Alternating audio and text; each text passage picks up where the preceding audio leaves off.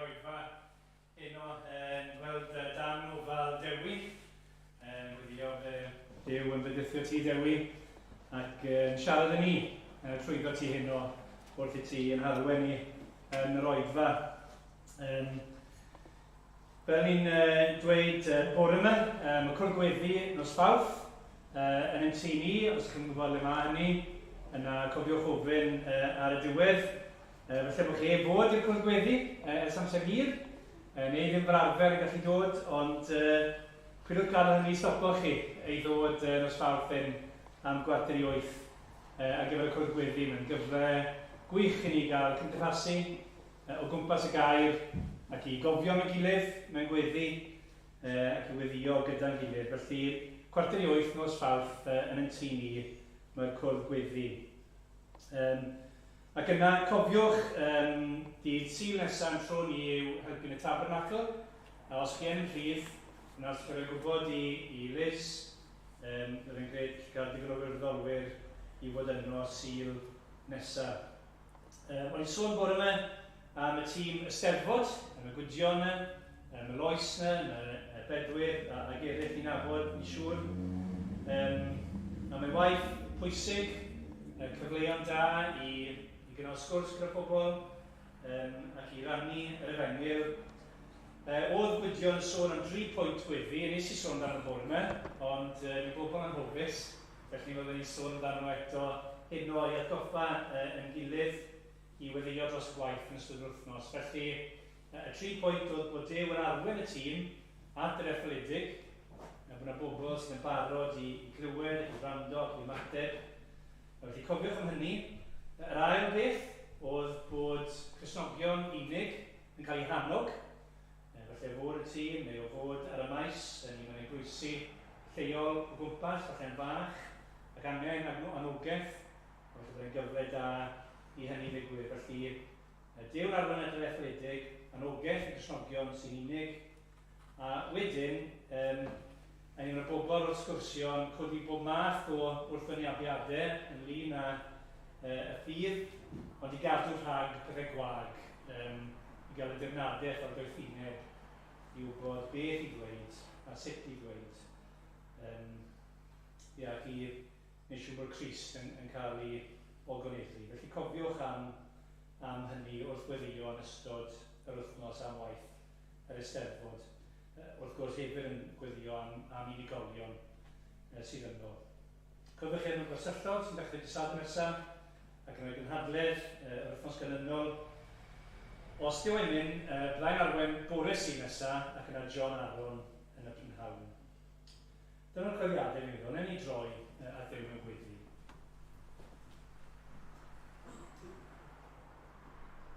A drwy Dduw, ni yn diolch yn fawr i ti bod ni'n dod yn llawn gobeith heno ata ti.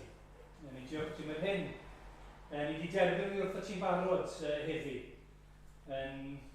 Meddwl mae'r gwahoddiad yna i ni ddod i efelu ni i gael y pethau gorau. A blwydd ni'n gweddio heno. Bydden ni'n ymateb i dalwad ti. Bydden ni'n dod ata ti, ni'n ymwybodol bod ni'n gallu bod yn y lle cywir ac eto yn cylonu ni yn bell. Bod ni ddim wir yn gwrando ar yr hyn sydd y ti ddweud. Bod ni jyst yn mynd trwy'r motions fel petai. O Dduw, ni'n gweddio, byddwn ni'n dod heno yn ddisgwylgar. Yn gwybod bod ni'n dod at Dduw mawr. Yn Dduw sydd am roi pethau da i ni. Yn wir sydd am ni wledda heno gyda'n gilydd. Go Dduw, felly gwna ni'n bobl sydd yn barod i wrando, yn barod i gymhwyso'r gair i'n bywydau hunain, yn barod i gael y newid gan dy air di, fel bod ni'n bobl sydd yn tyfu yn ein ffydd ni, yn bobl ffyddlon i ti. A drwy ddiweddio, felly os ni'n dod heb ddod o blaen, bod ni'n clywed alwad i heno, i ddod ac i wledda gyda'r arglwydd Iesu Grist. Yn wir i wledda ar yr arglwydd Iesu Grist. I cael blas ohono fi a gweld bod e'n ddigon drosto. O Dduw, bydd gyda ni felly gweddio i ti fod gyda Dewi, rhod y air, rhod y nerth, rhod y awdurdod, rhod y ysbryd iddo fi. Fel bod ni'n ymwybodol, bod ni'n clywed dy eiriau di. O Dduw, i dod gyda anghenion gwahanol, yn cyflwr ni'n wahanol falle yn gilydd, a roedd ni'n diolch ti bod y ti gair ar gyfer pob un ohono ni. Ac yn dy regluniaeth di, mae'r gair perffaith i ni heno. A roedd trigyrhaf ni felly, ar ôl cysgu i'w rando, a gogonedda enw'r adeg Iesu Grist yn plith ni. Amen.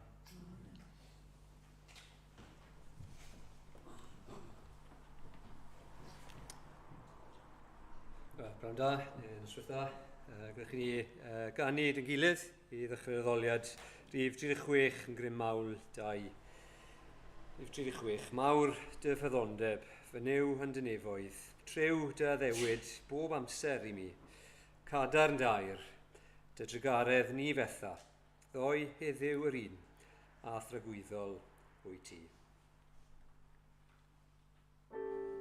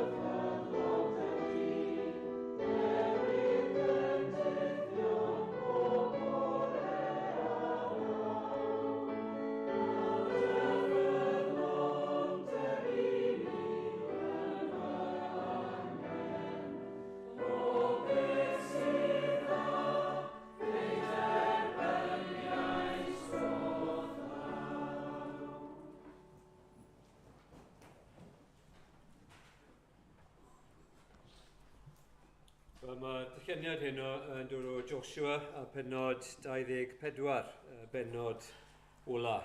A na ddarllen y benod ar ei hyd. Ni wedi canu am ffyddlondeb Dyw. Mae araith ar wel Joshua ym mhenod 23 yn tystio i ffyddlondeb Dyw.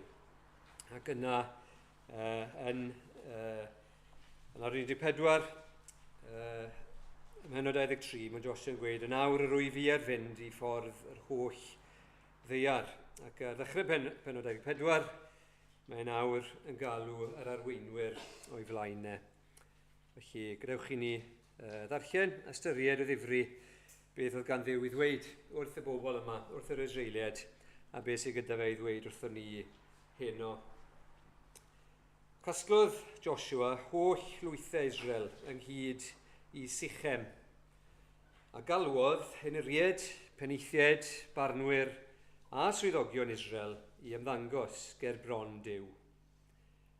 Yna dywedodd Joshua wrth yr holl bobl, fel hyn y dywed yr arglwydd, Dyw Israel. Ac yna, y nodau nesaf, yn mynd ni nôl i Genesis.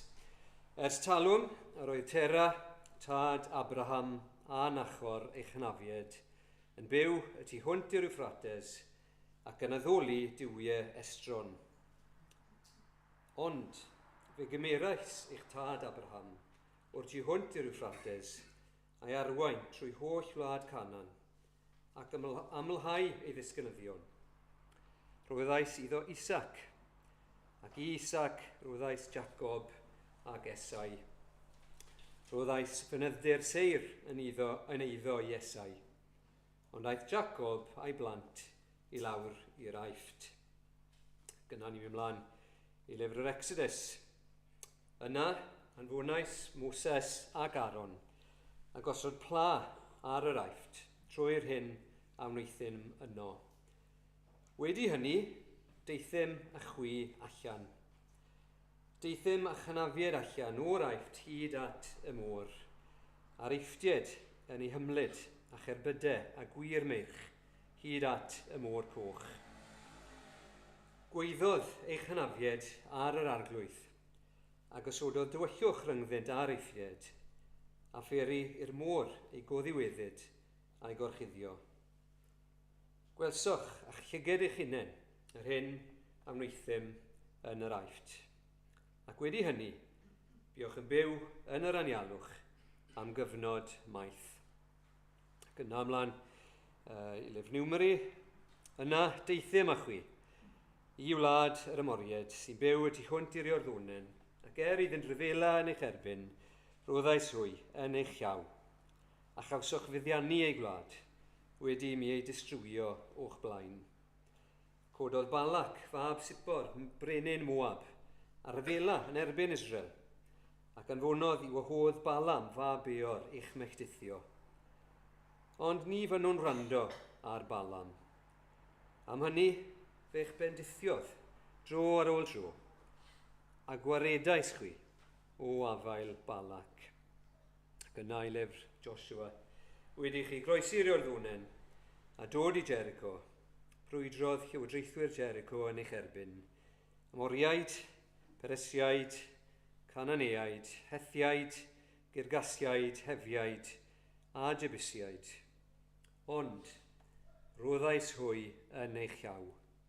Anfonais gacynnen o'ch blaen, a hon nid eich cleddyf na'ch bwa chwi, a roedd a'i frenin ar Amoriaid ymaith o'ch blaen.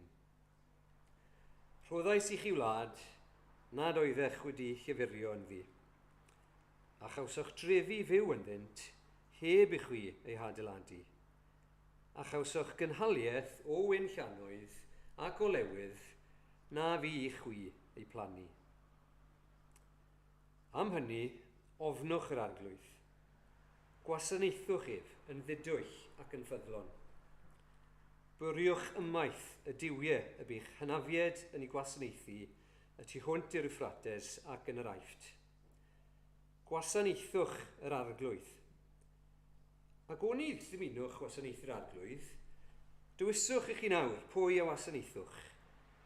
A'r diwiau a wasanaethodd ei chynafiad pan oeddent y tiwnt i'r Eufrates, a ynte diw'r amoriad yr ydych yn byw yn ei gwlad. Ond bydda fi a'm teulu yn gwasanaethu yr arglwydd. Atebodd y bobl a dweud, pell y bodd i wrthym adael yr arglwydd i wasanaethu diwiau estron. Oherwydd yr arglwydd yn diw, a ddaeth ni a'n tadau fyny o wlad yr Aifft, o dig a'i ddiwed, ac a wnaeth yr arwyddion mawr hyn yn ein gwydd, a'n cadw bob cam o'r ffordd y deithom, ac ymysg yr holl bobloedd y buom yn tramwy yn ei plith. Hefyd, gyrrodd yr arglwydd allan o'n blaen yr holl bobloedd a'r amoriad oedd yn y wlad. Yr ydym ninnau hefyd am wasanaethu'r arglwydd, oherwydd ef yw ein Duw. Ond dywedodd Joshua wrth y bobl, ni fedrwch wasanaethu'r arglwydd, oherwydd y mae'n dduw'n sanctaeth ac yn dduw ei ddigus, ac ni fydd yn maddau eich troseddau a'ch pechodau. Os gadewch yr arglwydd a gwasanaethu diwiau estron, bydd yn troi ac yn gwneud niwed i chi ac yn eich difodi, yr holl dda a wnaeth i chi. Dywedodd y bobl wrth Joshua, na, ydym am wasanaethu'r arglwydd.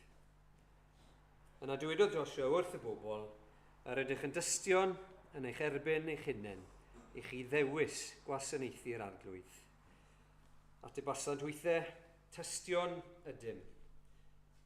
Yn awr ynte, meddai, bwriwch allan y diwiau estron sydd yn eich misg, a throwch eich calon at yr arglwydd, Duw Israel. Dywedodd y bobl wrth Joshua, fe addolwn yr arglwydd ein Duw, a grandawn ar ei lais ef. Gwnaeth Joshua gyfamod â'r bobl y diwrnod hwnnw yn Sychem, a gosod deddf a chyfraith ar ei cyfer. Ysgrifennodd y geiriau hynny yn llyfr cyfraith Duw, a chymryd maen mawr ei osod i fyny yno o dan dderwen oedd yng nghysegr yr arglwydd. Dywedodd wrth yr holl bobl, edrychwch, bydd y maen hwn yn dystiolaeth yn ein herbyn, oherwydd clywodd yr holl eiriau lefarodd yr arglwydd wrthym, a bydd yn dystiolaeth yn eich herbyn, os byddwch yn gwadu eich Duw. Yna gollyngodd Joshua yr bobl, bob un yw etifeddiaeth. Wedi'r pethau hyn, bu farw Joshua fab Nun, gwas yr arglwydd, yn 110 oed. Claddwyd ef o fewn terfynau etifeddiaeth yn Timnath Sera y mynydd-dir Effraim i'r gogledd o fynydd Gas. Gwasanaethodd Israel yr arglwydd holl ddyddiau Joshua, a holl ddyddiau yr henuriad hynny ar oesodd Joshua, ac y wyddau am y cyfan a wnaeth yr arglwydd dros Israel. Yr oedd yr Israeliad wedi cludo esgyrn Joseph o'r Aifft, a chladdwyd hwy yn Sychem, yn y llain o dir y brynodd Jacob, gan feibion Hamor, tad Sychem, am 100 o ddarnau arian, i fod yn eiddo i blant Joseph. Pan fu farw Eleazar fab Aron, claddwyd ef yn y bryn ar oddwyd i'w fab Ffinnes ym mynydd-dir Effraim. Wel, bod i ddew bendithio darlleniad yn helpu ni i ddeall ac ymwyso ei air i'n bywydau ni. Ni ganu ebyn arall, fi 463. 463. Ni throf fy wyneb byth yn ôl i mofyn pleser gau, ond mi a gerddaf tua'r wlad sydd â'i phleser yn parhau.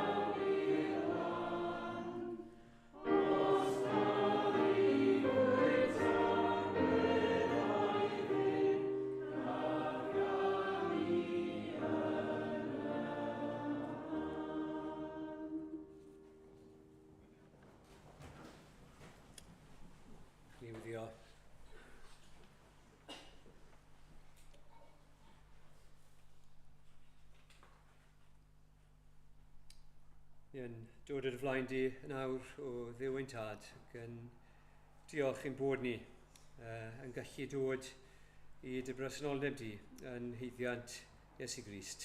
Ni'n diolch ti nawr bod yna ryddid gyda ni i gwrdd fan hyn gyda'n gilydd mewn lle cyhoeddus. Ni yn gweddio byddwn ni yn gwneud y mwyaf o'r fraint yna. Byddwn ni'n nawr yn darllen deiriau di ac yn myfyrio arnyn nhw ac yn rhyfeddu y fraint sydd gyda ni bod ni wedi clywed am dan ti ac am dy ddaioni di. Diolch i ti am yr hyn i ti clywed yn barod heddi. Diolch i ti am bod ni newydd ddarllen nawr yn dair di. Dy fod ti yn ddew sydd yn ffyddlon. Dy fod ti yn rhoi popeth da sydd gyda ni i ni. Ni'n yn diolch i ti nawr bod ni'n gallu restru y pethau yna, pethau ni wedi mwynhau yn ystod y dydd, yn ystod yr wythnos. Ac mae ti sydd wedi rhoi iechyd i ni nawr i fod fan hyn. Ti sy'n rhoi pob anad ni. Ti sy'n rhoi ffrindiau, teulu a ffrindiau a popeth da a pob pleser ni wedi mwynhau. Diolch bod gyda ni bwyd yn y boliau. Arglwydd, i ni'n gwybod mae ti sy'n darparu y pethau yma. Ond diolch yn fwy am yr efengil. Diolch am Iesu Grist. Diolch am geiriau ni'n clywed bore yma. Am yr un sydd wedi dod ac yn galw arno ni ac yn dweud dewch ata fi. Ac ddyn ni ddod nawr at y darn yma yn llyfr Joshua. Ni'n gweddio arglwydd y bydde ti trwy'r ysbryd yn dangos i ni pa mor berthnasol yw dair di i ni. Ni'n gweddio arglwydd byddwn ni ddim yn mynd mas yma hyn o fel ni wedi dod mewn, ond bod gyda ni rhywbeth newydd i feddwl amdano, rhywbeth newydd i ryfeddu amdano. Ni'n gweddio bydde ti yn herio ni trwy dair di, ac y bydden ni yn holi'n hunain. A os gyda ni eilunod yn ein bywydau ni, a bethau ni yn caru yn fwy na ni yn dygaru di. Ni yn goffod bod yn onest a cydnabod hynny arglwydd, bod yna bleserau, ni'n gallu mynd ar ei hôl nhw, ni'n gallu rhoi yn bryd ni ar gymaint o bethau mae pobl eraill yn gwmpas ni yn rhoi bryd arnyn nhw. Fel petai ni erioed wedi clywed da ddiwydion di. Arglwydd ni yn gweddio nawr, byddwn ni wir yn gallu dweud bod air di yn drysor, yn dy fod ti yn fwy na dim byd arall, yn drysor i ni. A helpa ni arglwydd i fyddhau, fel oedd angen yr Israeliad yma, i fyddhau ac i fwrw'r diwiau eraill ymaith ac i dy wasanaethu di. Ac ni yn cydnabod arglwydd, ni'n gwybod bod ni'n wan, ni'n gwybod bod ni'n gweld gymaint o bethau eraill yn y byd yma yn ddeniadol ac ni'n gofyn i ti faddau ni am hynny. Maddau ni bod ni yn aml yn ffôl ac yn cael yn twyllio a bod ni'n gallu bod yn ddall i'n pechodau ni yn hunain. Ni yn gofyn arglwydd, byddwn ni yn gallu canu yr ymynau yma a wir meddwl am beth ni yn ei ganu. Bod y pleserau'r byd yma yn ddim byd i gymaru a dy adnabod di. Ni yn diolch i ti arglwydd, diolch i ti fel ni'n clywed bod yma, dy fod ti yn ein gwahodd ni i wledd, dy fod ti yn ein gwahodd ni at y ti dy hunan, yn bod ni yn llawn beiau. Diolch i ti bod na fyddeiant i gael gyda ti. Diolch bod ni yn gallu dod a dalw di yn dad. Dy fod ti yn gwisgo ni a dy gyfiawnder di. O arglwydd, helpa ni ddeall pechod, helpa ni ddeall dy sancteiddrwydd di, a pa mor berffaith wyt ti yn dy gyfiawnder, a bod y ddigofaint di yn deg ac yn gywir, a dy fod ti yn dduw eiddigeddus, sydd am i ni roi yn hyn yn ei llwyr i dy addoli di. Ond ni yn diolch i ti arglwydd. Mae ti yw Duw cyfamod. Fi'n bod ni wir yn gallu unieithu gyda'r Israeliad yma. Bod ni'n edrych nôl dros ei hanes a sylweddoli pa mor anbeithiol nhw wedi bod fel pobl. Ond diolch dy fod ti yn driw i dair di a da ddiwydion di. Ac bod ni'n darllen trwy'r penodau yma yn yr Hen Testament yn bobl anobeithiol yn crwydro ac yn troi cefn arno ti o hyd ac o hyd, a ddim hyd yn oed yn dygeisio di yn y lle cyntaf, ond efo ti yn dod ac yn ymddangos ac yn galw arnyn nhw. Ac yn ni'n gwyddio Arglwydd, bydde ti'n gwneud hynny nawr yn yr oedfa yma, bydde ti yn bresennol, bydde ti yn ymddangos i ni, bydde ti yn siarad â ni, ac bydde ni yn clywed y lais di, ac bydde ni'n ymateb, ac bydde ni'n rhyfeddu beth wyt ti wedi wneud, a beth ti wedi wneud trwy'r Hen Testament a trwy hanes ond yn arbennig, beth ti wedi wneud trwy Iesu Grist. Diolch i ti amdano fe, diolch bod e'n anghymarol, ac ni'n cael siom yn mhawb arall ac yn o'n i'n hunain. Os ni'n rhoi nhw a pethau eraill, a phobl eraill yn y lle cyntaf, ond diolch i ti bod ni'n gallu dibynnu ar Iesu Grist, bod neb fel a bod heb bechod. Diolch am ei fuddod, a'i gariad a'i dysturi, a diolch bod wedi mynd i'r groes i ddioddau yn ein lle ni. Ac ni'n gwyddio Arglwydd. Byddwn ni yn gwybod am rym yr atgyfodiad yn ein bywydau ni. Beth sydd yn ymddangos yn amhosib, byddwn ni sylweddoli nad oes dim byd yn amhosib gyda ti. Ac ni'n gwyddio felly bydded ysbryd ti yn gweithio yno ni nawr, yn fan hyn, ond hefyd yn ein gwlad ni, ble bynnag. Mae dair di nawr yn cael ei ddarllen neu esbonio a dy bobl di yn troi ata ti. Ni'n gwyddio bydde ti yn bendithio, ond yn fwy na hynny, bydde ti'n codi enw Iesu Grist yn uchel, fel bod bobl yn clywed amdano fe. Ni yn gwyddio yn arbennig nawr dros y Steddfod, a rai sydd yn y Steddfod, ac y bydden nhw yn gwybod.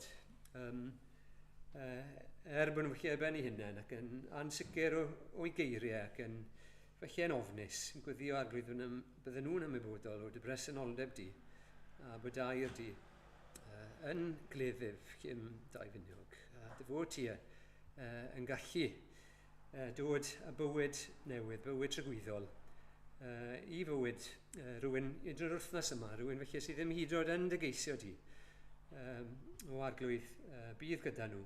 Ni'n cyflwyno a gwersylloedd i ti hefyd, rai sydd wedi digwydd a rai sy'n digwydd nawr, yn gwyddio dros popeth ymarferol, bydde ti'n rhoi diogelwch, ond hefyd Arglwydd yn y mwynhad yna, a'r ysbri a'r hwyl, ni'n gwyddio Arglwydd, bydde ti yn dwy'n rei o'r newydd i dy adnabod di. Arglwydd bydde yr had yna sydd yn cael ei hau yn dwy'n ffrwyth. A bydde hynny yn amlwg ymwydau pobl am flynyddoedd at y gawdau i ddod ac i dragwyddoldeb. Ni'n yn gofyn nawr felly ar ei ti i fod gyda pawb sydd methu bod yma. Ni'n cyflwyno rai sydd ar ei gwyliau ac yn gwyddio bydde ti yn agosau ydyn nhw, ac yn bendithio nhw, rhoi amser i bobl i ddarllen ac i wyddio ac i fwynhau cymdeithas gyda cysnogion mewn eglwysi eraill hefyd. Ac rai ni sydd yn rhital i fod yma, ni'n gwyddio ar ei ti bod yn bersonol gyda nhw hefyd. Ni yn gwyddio Arglwydd nawr ar ei ti. Ni'n gwyddio bydde ti'n ymwneud gyda ni, bydde ni'n gwrando ar dair di, bydde ni'n cymryd eiriau di o ddifri, a bydde ti trwy'r ysbryd yn ei newid ni, fel bod yna ga newydd, fel bod ni yn mynd adre a eisiau myfyrio yn fwy ar dair di, ac eisiau agosau at y ti, a gwyddio, ac eisiau gweld y deyrnas di yn dod, clwyd i enw Iesu Grist. Amen.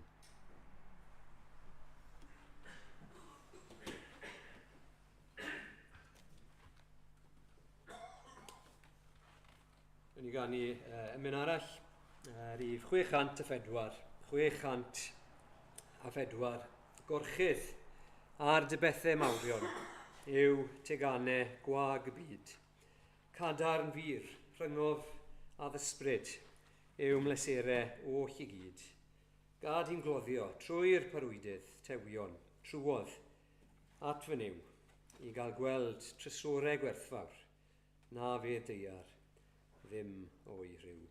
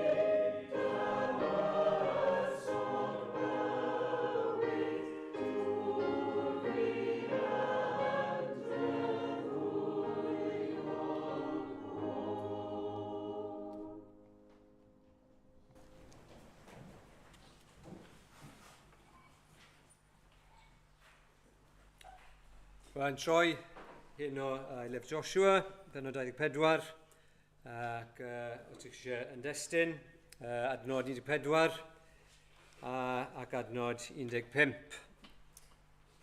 Am hynny, ofnwch yr arglwydd, gwasanaethwch ef yn ddidwyll ac yn ffyddlon.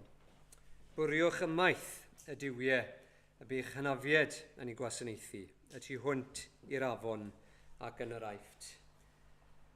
Gwasanaethwch yr arglwydd, ac oni ddymunwch gwasanaethu'r arglwydd, dywyswch i chwi nawr pwy a wasanaethwch. A'r diwiau wasanaethodd eich hynafiad pan oeddent y tu hwnt i'r afon, a ynte diwiau'r amoriad ar ydych yn byw yn ei gwlad. Ond bydda fi a'm teulu yn gwasanaethu yr arglwydd. Yma llun bach dy fi adre o flaen y ddesg ar y silff i fi'n gweithio, a dyna'r geiriau sydd ar y darn bach yma o lun, llun bach, tŷ bach twt neis, ac yna mae'n dweud bydda fi a'm teulu yn addoli'r arglwydd. A fi'n wedi meddwl gymaint i ni felly am y geiriau yna, gymaint sydd yn y geiriau, ac yn sicr gymaint sydd yn y cyd-destun. Hynny mae'n beth eitha hawdd i ddweud, yn dwi? Wel, bydda i, beth byddai'n pobl eraill yn wneud, bydda fi am teulu yn oddoli yr arglwydd. Wel, mae'n hawdd dweud, ond mae'n anodd gwneud. A dyle yr adnodau mae'n i ddarllen mae hynno, dyle'r adnodau mae'n syni ni, a dyle fe hefyd yn herio ni. A fi yn gwyddio y bydd yn her i bob un ohono ni. Wrth ni astudio y testyn yma heno. Mae'r cyd-destun, fel ni'n gweud, cyn hynny, araith ffarwel Joshua i Israel gyfan. Ymhenod 23 a nawr ymhenod 24, mae Joshua yn anerch yr arweinwyr yn Sychem. A'r un themau sy'n codi yn y ddwy benod. Mae Joshua, wrth gwrs, wedi cael conquest, wedi concro'r wlad a ddawwyd iddyn nhw. A mae Joshua nawr dod i ddiwedd i fywyd. A pan mae pobl yn dod i ddiwedd i bywyd, chi disgwyl nhw ddweud rhywbeth, felly sydd yn werth chweil.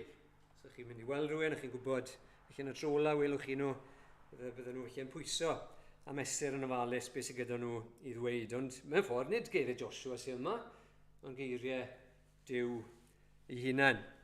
A beth mae Joshua, sy'n byd newydd gyda fe ddweud mewn ffordd, mae'n ailadrodd yr un hen hanes. Mae'n dweud wrthyn nhw am ffyddlondeb Duw yn cadw i gyfamod. Taw Duw sydd wedi rhoi buddugoliaeth i Israel. Ond y fuddugoliaeth yna, mae yna rybydd. Byddwch yn ofalus, mae'n dweud. Peidiwch chyfaddawdi. Peidiwch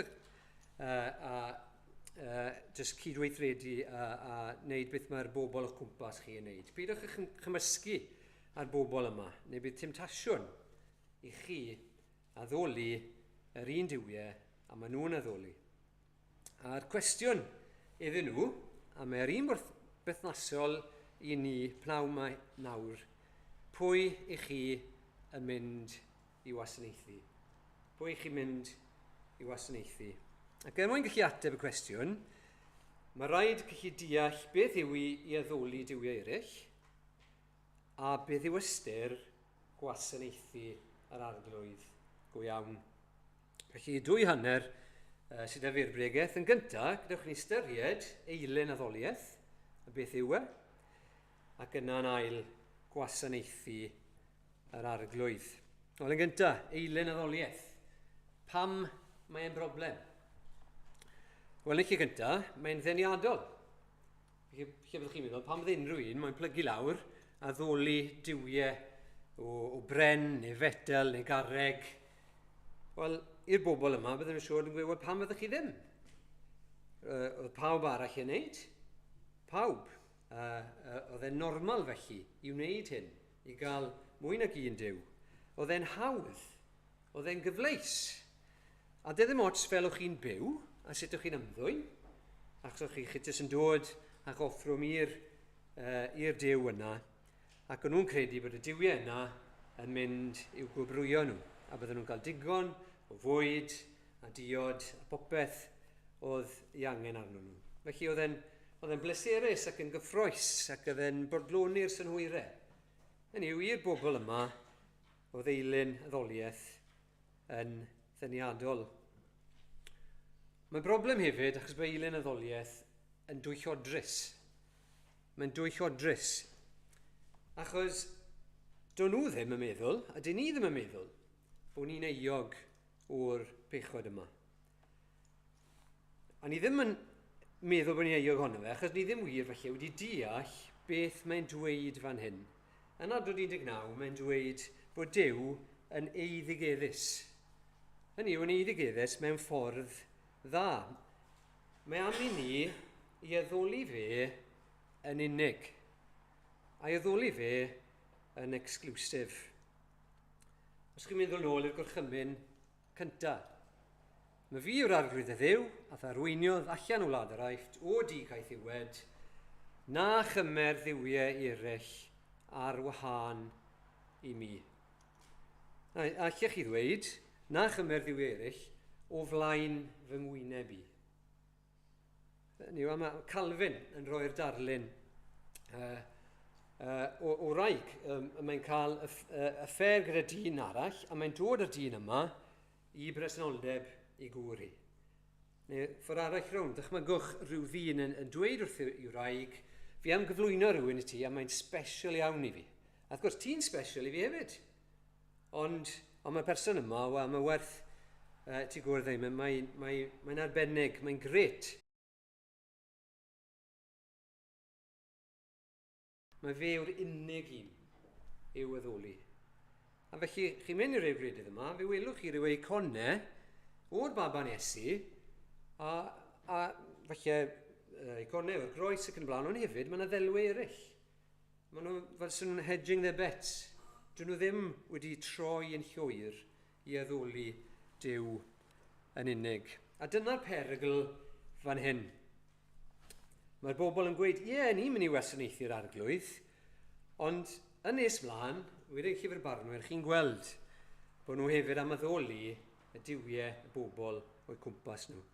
Maen nhw'n cael gorchymyn i wthio'r holl bobl yma allan, achos fel arall, bydd e'n ormod o demtasiwn i fyw yn eu plith nhw a cymryd eu diwiau nhw. Ac erbyn llyfr barnwyr, wrth gwrs, maen nhw'n gadael yr arglwydd ac maen nhw'n mynd i addoli Baal ac Astaroth.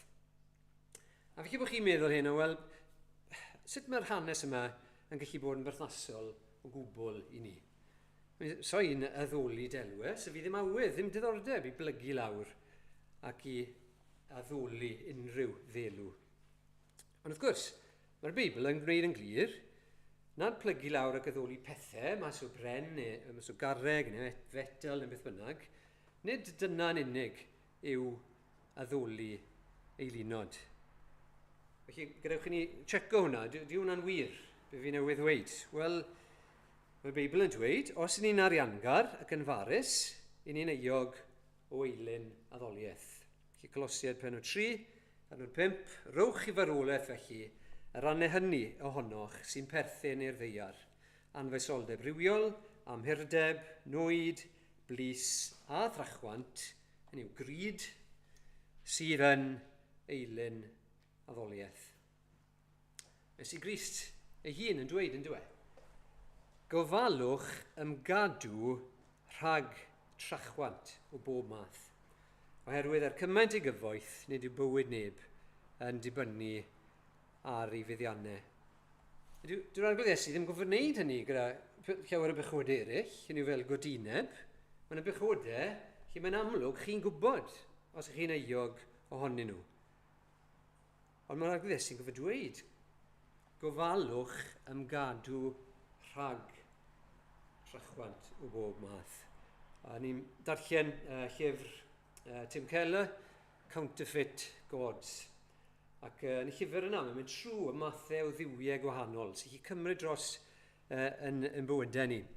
Mae'n dweud i ni benod am arian ac am drachwant, bod pobl yn dod ato fe gyda pob math o broblemau. A gweud, fi'n stryglan dy'r pechod yma, fi'n stryglan dy'r pechod yma, ond bod ddim yn cofio neb yn ato fe, gweud fi'n stryglan gyda'r ffaith bod fi jyst yn greedy, bod fi'n gwario'n arian jyst ar bethau i fi fy hun a'n heili, a fi rili ddim yn ei lles i'n enaid i, nac i'n heili trwy wneud hynny. Mae Iesu Grist yn goffod dweud gofalwch, achos felly bod gyda chi blind spot. Ni ddim yn gweld y perygl yna. Oedd Rodri wrthnos yma yn gwneud aroliad, dim aroliad, prawr, gyrru, theori, a chi'n gwybod tapo'r sgrin bod chi'n gweld hazards, chi'n gweld lori yn dod ac yn y blaen. Ond pa chi'n gyrru, chi yn gallu cael blind spot hefyd. Os nag yw'r drych na gwaith yn y lle iawn, chi'n gorfod troi dros eich ysgwydd cyn tynnu mas, achos felly bod yna rhywbeth rhwng y ddoi ddrych, a chi chi'n mynd mewn iddyn nhw. Ac mae y pechod yma, yr eilyn addoliaeth yma, trachwant, mae'n gallu bod yn blind spot i ni. Ni'n meddwl, felly mae pobl eraill yn euog yn dim ni. Ac yn ni'n troi mewn cylchoedd, felly o bobl tebyg i ni, a ni'n meddwl, ni ti ar un peth, ond mae rhai pobl sy'n mwy na fi. Ni'n bobl ddosbarth canol, a ni'n gymaru lot o bobl eraill, fi ddim rili yn gyfoethog Ac eto, mae rhaid i ni feddwl, wedig o gymaru'r bobl oedd Iesu Grist yn siarad yn nhw, i gymaru ar ran fwyaf o bobl sy'n byw yn y byd ni heddi. Dyn ni ddim yn dlawd, i ni'n gyfoethog. Mae gymaint o bethau ar gael i ni, a ni'n gallu cael blind spot, a heb sylweddoli bod ni'n gallu bod yn euog o fod yn farus. Chi'n cofio Iesu Grist yn Luc pennod 18, a mae'n cwrdd ar dyn ifanc gyfoethog. Yna chi rhywun o dda blind spot. Mae'n dod â Iesu Grist a gofyn beth allai wneud i etifeddu bywyd tragweddol. A beth yw ateb Iesu Grist? Wel, gwyddus y gorchmynion, na oed i neba, na ladd, na ladrata, na chymdrysrolaetha, a'n rydeddad y dad a thfam, ac mae'n tico nhw off, ac mae'n gweud, yr wyf wedi cadw rhain i gyd o mi ieuenctid. Pan glywodd Iesu hyn, dywedodd wrtho, un peth sydd ar ôl i ti wneud, gwerth y cwbl sy'n gennyt, a rhannaif ymlith y tlodion a chei drysor yn y nefoedd, a thyrd canlyn fi. Ond, pan glywodd fe hyn, aeth yn drist iawn, oherwydd yr oedd yn gyfoethog dros ben. Mae pob math o bethau yn gallu dod mewn i'n bywydau ni, a maen nhw'n ddiwiau. Ac yn ei weithiau felly ddim yn gweld nhw. Llwyddiant, statws, bod yn boblogaidd, cael eich gweld, cael eich canmol, pŵer, awdurdod. A hefyd, mae yna bethau da iawn sy'n gallu bod yn eilunod. Mae teulu yn gallu bod yn eilun. Mae cariad a perthynas. Felly gŵr, neu wraig, plant, doniau, eich gallu meddyliol chi.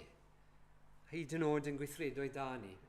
Mae'r holl bethau yma, maen nhw'n gallu cripan mewn heb o'n i sylweddoli, ac yna maen nhw'n gyrru yn bywydau ni. Dyna be ni moyn, yn fwy na dim byd arall. Mae cymaint o gymeriadau dos yn y Beibl gallu ni droi atyn nhw fel enghreifftiau o bobl sydd yn addoli pethau eraill. Felly ddim jyst delwau, ond pethau eraill yn ei bywydau nhw. Ond beth am i ni fynd at Jacob, gan bod e'n ffres yn y meddyliau ni, gweithio, dros wythnosau y misoedd diwethaf. Ni wedi meddwl am Jacob. A meddyliwch am yr eilunod yn ei fywyd e. Hynny yw, i ddechrau, cael y fendith yma oddi wrth i dadau. Hwna oedd y peth oedd e moyn. Oedd e ddim yn mynd i fod yn fodlon a chwarae fel second fiddle. Oedd e eisiau bod yn gyntaf. A mae'n fodlon twyllio mwyn hynny. Ac yna, mae'n goffod dianc expressau ar ei ole. Ond mae'n cwrdd â Rachel. Mae'n gweld Rachel a mae'n addoli y ddiar y mae'n yn cerdded arno fe. A felly mae'n fodlon gweithio 7 mlynedd i'w chael hi. Mae'n cael ei dwyllio, a mae Laban, ei thad yn rhoi Leia yn wraig iddo fe. A felly mae'n goffo gweithio 7 mlynedd arall. Ac eto mae'n fodlon wneud hynny. Yn chi cael yr argraff, oedd e ar ôl pob math o bethau eraill yn dod yn ei fywyd. Ond hyd yn oed y cymeriadau eraill yn yr hanes yna. Chi'n meddwl am Leia. Oedd Leia yn amlwg yn drist, achos oedd Jacob ddim yn ei charu hi. A mae'n meddwl, sa'n rhoi plant, rhoi bechgyn i Jacob, y bydde Jacob yn ei charu hi. Mae'n rhoi 4 y fechgyn, ond dyw e ddim yn ei charu hi. Hyd yn oed, chi ddarllen am Rachel. Hi yn hefyd ei lunod. A mae Tim Keller yn y llyfr yna, Counterfeit God, mae'n mynd ar ôl Jacob, sawl gwaith, dangos. Sut oedd yr holl bethau yma, oedd yn mynd ar ôl yn ei fywyd, ac yna mae'n cael ei adael. Y noson yna, cyn mae fe'n wynebu esau, a erbyn hynny, mae'n sylweddoli, dim ond un peth mae'n wir angen, sef Duw ei hun, bendith Duw ei hun, yn Peniel. Mae'n dweud, nith o llyngaf, heb i ti fy mendithio. Mae'r holl ddelw eraill, ydy'n ngofio amdanyn nhw. Mae ddim ond moyn un peth. Wel, beth arall chi'n ei ddweud am eilyn addoliaeth? Wel, un peth sy'n taro ni fan hyn, adnod 14 a 15, yw mae eilyn addoliaeth yn gallu newid o genhedlaeth i genhedlaeth. gwasanaethwch yr arglwydd, ac o'n i ddymunwch gwasanaethu'r arglwydd, dewyswch i chi nawr pwy y wasanaethwch. A'r diwiau wasanaethwch eich hanafiad, pan oedd yn dytiwnt i'r afon, a ynte diwiau'r ymoriad yr ydych yn byw yn ei gwlad. Ydy hyn yn syni chi, fe ddyle fe syni chi, bod Joshua, fel arweinydd ysbrydol, yn dweud wrth y bobl, wel, chi ddim eisiau ddoli Duw, mae'n bwysig bod chi'n neud y dewis iawn. Rhwng y diwiau yma a'r diwiau yma. Nôl nad o 2, ni darllen fe, roedd Tera, tad Abraham yn achor eich hanafiad yn byw y tu hwnt i'w Ffrates ac yn addoli diwiau estron. So gallech chi fynd nôl i addoli nhw, neu gallech chi fynd i addoli Duw yr ymoriad. Y Duw yma, wel, chi newydd guro'r ymoriad, so pa yw syw i Duw nhw. A sa chi'n clywed hwnna, ni'n semyr yn dyn nhw fan hyn, a gweud, wel, chi ddim yn mynd i ddilyn yr arglwydd Iesu Grist, so mae'n bwysig bod chi'n mynd ar ôl y gred yma, neu'r gred yma, neu'r grefydd yma, neu'r grefydd yma. Neu bydde fe'n ond, yn bydde? Yn yw pam? Mae'n siŵr bydde'r Israeliad yn gofyn, wel, pam wyt ti'n dweud hyn? Mae hwnna'n stupid. A pwynt Joshua yw, mae e'n stupid. Os ydych chi yn gwrthod yr unig wir Dduw byw, yr un sydd wedi creu popeth, yr un, mae'n sôn amdano yn y bennod yma, sydd wedi dod â nhw mas o wlad yr Aifft, a roi gwlad Cananeaid iddyn nhw. Mae unrhyw ddewis arall, wel, mae'n ddewis stupid ty beth. A na beth ni fod i weld fan hyn. Ni fod i weld yr eironi yn hyn, yr croegni, dychan, sarcasm. Yn yw, mae angen chi ddewis rhwng y diwiau rybys yma neu'r diwiau rybys yma. Ond yn y pen draw, dyn nhw ddim yn mynd i'ch achub chi. Pa iws yw y diwiau yma? A mae rhywbeth fan hyn fi'n credu yn berthnasol iawn i ni heno. Chi'n cael y newid yma o genhedlaeth i genhedlaeth, mae'n digwydd o hyd, mae'n digwydd ym mhob diwylliant, gallech chi ddweud, rhwng yr hynafol, beth sy'n hen, a yna beth sydd yn fodern. Mae'n digwydd ar enghraifft felly, ymlith Iddewon a chyfedd eraill, chi'n cael felly un genhedlaeth yn wyth y traddodiadol, ac yna mae genhedlaeth nesaf, wel, felly maen nhw dal eisiau galw eu hunain yn Iddewon yn beth bynnag, ond maen nhw eisiau, felly dan ddylanwad byd gorllewinol, maen nhw eisiau cymryd rhai pethau modern hefyd. Maen nhw eisiau lifestyle sy'n bach yn fwy modern. A mae hwnna'n digwydd i fi, yn dweud. Mae'r negeseuon yma yn sytl iawn o'n cwmpas ni, trwy'r amser. Mae yna culture wars yn dwys. Mae yna syniadau yn newid, ac yn aml iawn, maen nhw'n newid rhwng cenedlaethau gwahanol. A mae'r hyn byddwn ni felly'n clywed mewn gwasanaeth, ysgol, 30 mlynedd yn ôl. Felly am fwy soldeb ac yn y blaen, yn wahanol iawn, i lot o'r hyn byddwch chi'n clywed felly mewn gwasanaeth yn ysgol erbyn heddi, ynglyn â bod yn wir i chi eich hun, a byddwch yr hyn i chi am fod ac yn y blaen. Mae negeseuon yma wel, maen nhw am hobman, ydyn nhw. Dwi'n wedi os chi ar y cyfryngau cymdeithasol ac yn y blaen, ond hyn os chi'n gwylio ffilmiau, chi'n meddwl am ffilm nawr, fi'n mynd nôl sbel, meddylwch am Billy Elliot. Rwy fwyaf chi, fe chi'n gyfarwydd Billy Elliot. Rydych chi'r bachgen yma, mae'n cael ei fagu mewn un math o gymdeithas, lle yn amlwg, yn sicr, yw bechgen ddim wedi ddangos i teimladau, a maen nhw wedi ware chwaraeon, bocso ac yn y blaen, a mae'n eitha traddodiadol. Ond yna, y neges yw, mae'n dechrau dawnsio wrth gwrs, ac mae'n ei bale, ac yna mae'n dianc i fyw yn Llundain ac yn cael llwyddiant. Ond tu ôl y stori hefyd, mae yna neges yn dweud. Mae yna neges. Byddwch yn chi eich hun. Peidwch just ildio i confensiynau a beth mae'r oes yn dysgu i chi.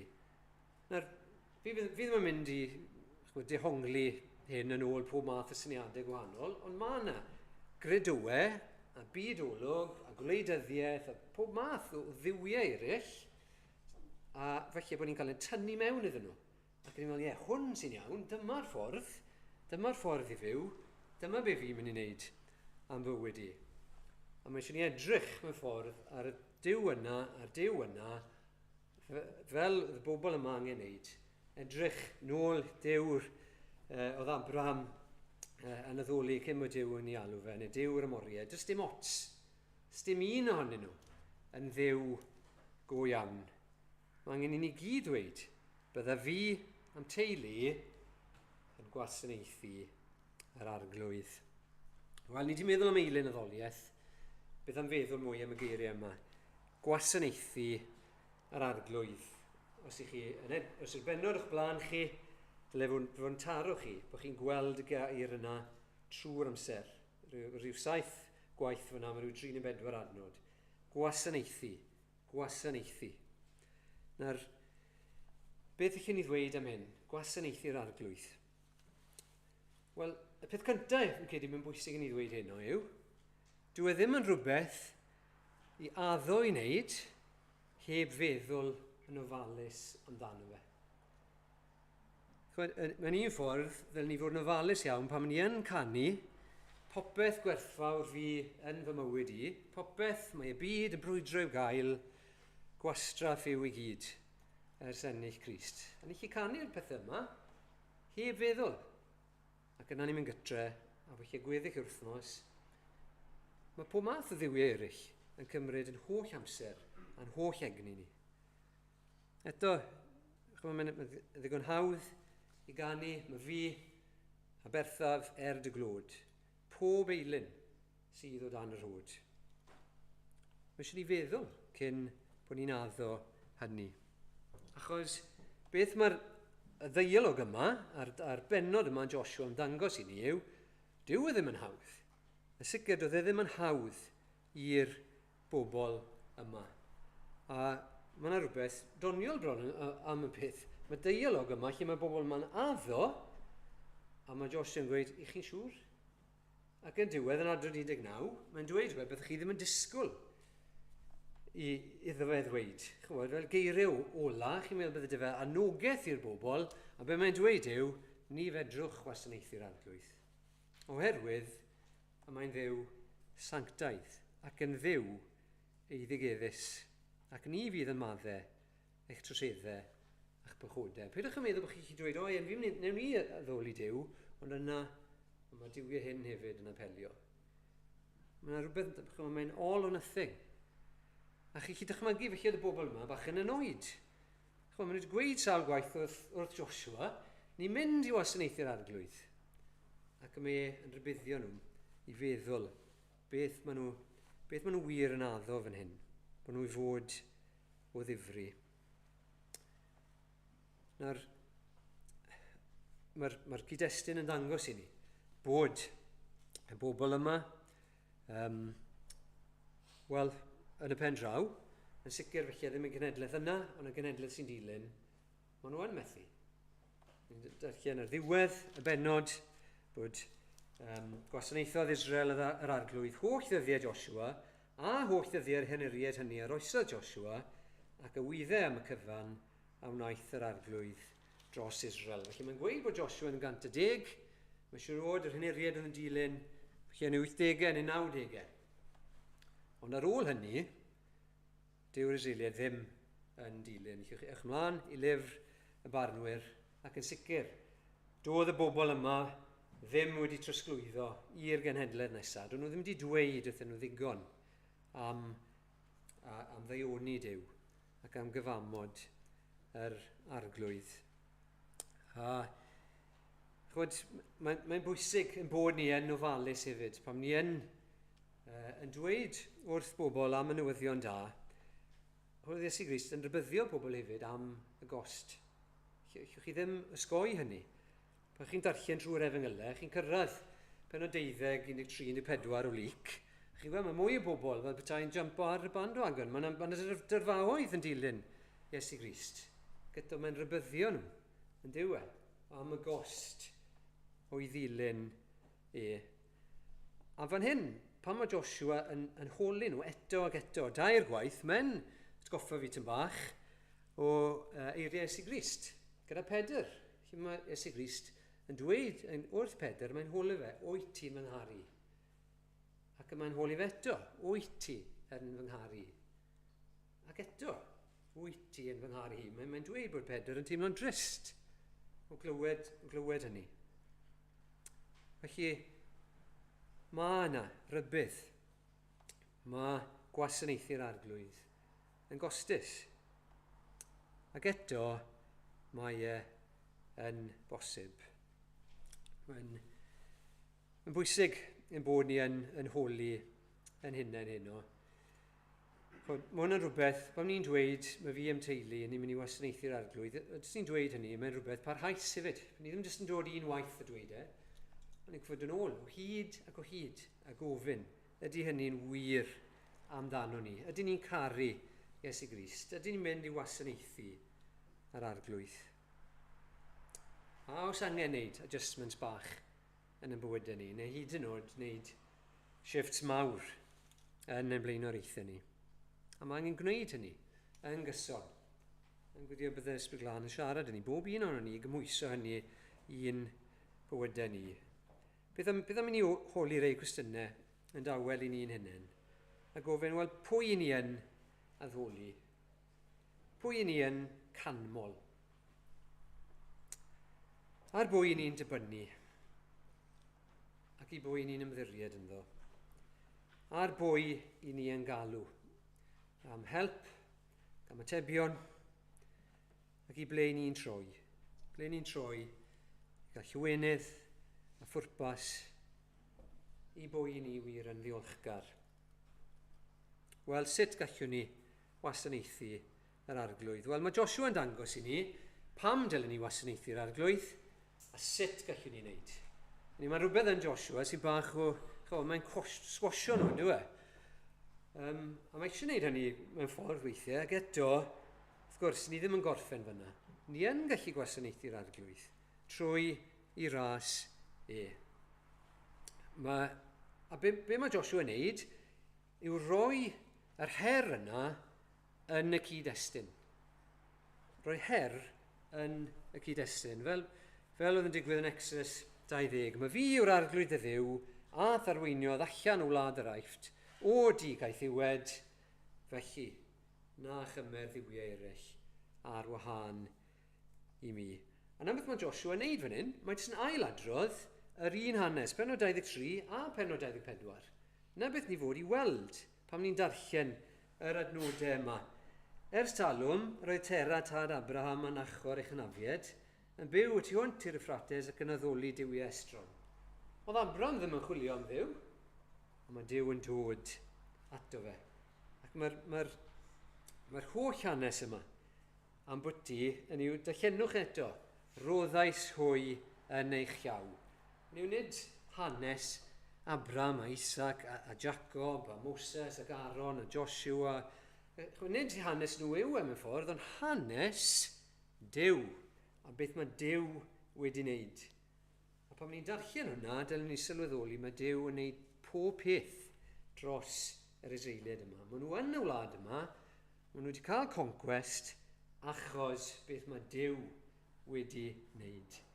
Ac yn adnod 3:14, roeddais i chi wlad nad oeddech wedi chyfurio'n fi, a chawsoch dref i fyw ynddynt, heb i chwi ei hadeiladu, a chawsoch gynhaliaeth o wenllianoedd ac o lewydd na fi i chi ei plannu. Beth mae'n dweud fan hyn yw, fi yw Duw y cyfamod ac i fi yn ffyddlon.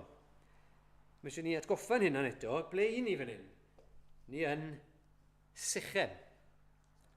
Ac yn Sychem, ni'n mynd ôl i Genesis 12, dyna lle oedd Abraham, yn 75 oed, ddim yn ceisio Duw, mae Duw yn dod ato fe. Ac mae'n arwen a mae'n arwen i wlad Canan, ac mae'n dweithio ni yn y bennod yna, trymwyodd Abraham trwy'r tir hyd safle Sychem a Therwyn More. Y Cananiaid oedd yn y wlad y pryd hwnnw, ond ymddangosodd yr arglwydd i Abraham a dweud, i ddisgynyddion di y roddaf y wlad hon. Adeiladodd yn deallor yno i'r arglwydd a oedd wedi ymddangos iddo. Duw wedi ymddangos iddo, a wedyn mae'r holl, chi'n mynd nôl a darllen wedyn, drwy Genesis a Exodus a'r llyfrau sy'n dilyn, a chi'n gweld pan mae'n ymddangos yn hollol anobeithiol, mae Duw yn delio gyda nhw ac yn dangos iddyn nhw trwy'r amser fi sydd yn gwneud hyn. Pan maen nhw'n cyrraedd y môr coch ac yn nhw'n trapt, Duw sydd yn agor y môr coch iddyn nhw ac yn arwen nhw trwyddo. Fi sydd yn gwneud hyn i gyd. Nag ydw i'n Dduw sy'n werth ei addoli ac addoli yn llwyr ac addoli yn exclusif. Ac wrth gwrs, mae'r darluniau yma. Maen nhw'n fwy na darluniau, wrth gwrs, maen nhw'n hanes, ond mae'r hyn sy'n digwydd yn yr Hen Testament yn ddrych o'r hyn sy'n digwydd yn y Testament Newydd. Y cyfamod newydd. Mae Duw yn rhoi'r yr un Duw sy'n gorchymyn i'r bobl i'w addoli fe yn unig. Fe yw Duw sydd yn dweud, hwn yw fy mab, gwrandewch ef. Mae Iesu Grist yn dweud, os chi'n adnabod i, chi'n adnabod Duw.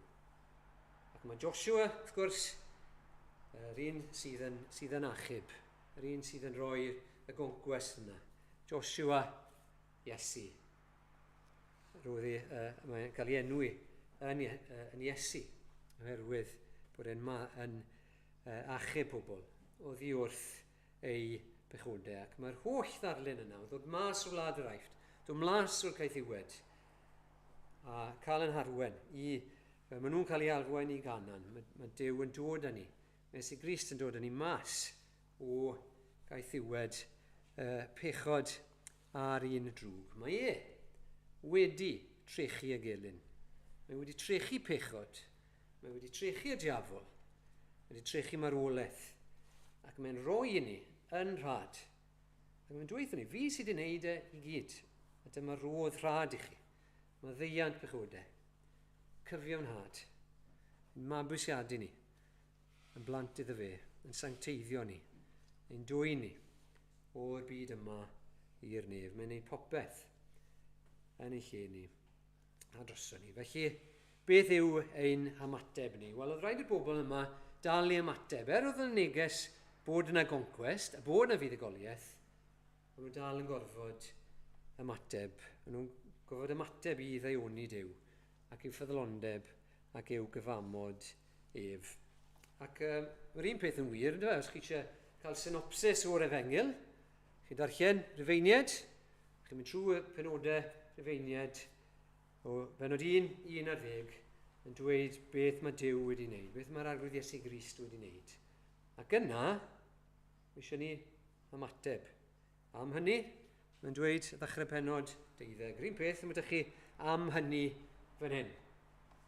Am hynny, ar wyf yn ymbil arnoch gyfeillion, ar sail tosturiaethau Duw, eich offrymu eich hunain yn aberth byw, sanctedd a derbyniol gan Dduw. Felly, yrwch iddo addoliad ysbrydol, a pheidiwch a chyd yn ffurfio'r byd hwn, ond bydded i chi gael eich trawsffurfio trwy adnewyddu eich meddwl, mwyn i chi allu canfod beth yw ei ewyllys, beth sy'n dda a derbyniol a pherffaith yn ei olwg ef. Wel, ei orffen gyda y geiriau yn Joshua. O'n i ddymunwch wasanaethu'r arglwydd. Dewiswch i chi nawr pwy a wasanaethwch. Chai'r diwiau a wasanaethodd eich hynafiad pan oeddent y tu hwnt i'r Euphrates a'i ynte diwiau'r ymoriad yn edrych yn byw yn ei gwlad. Ond bydda fi a'm teulu yn gwasanaethu yr arglwydd. Bod i fyw yn ei ras trwy ysbryd glân yn helpu ni i allu gwneud hynny bob dydd o'n bywydau clywed iddo fe. Amen.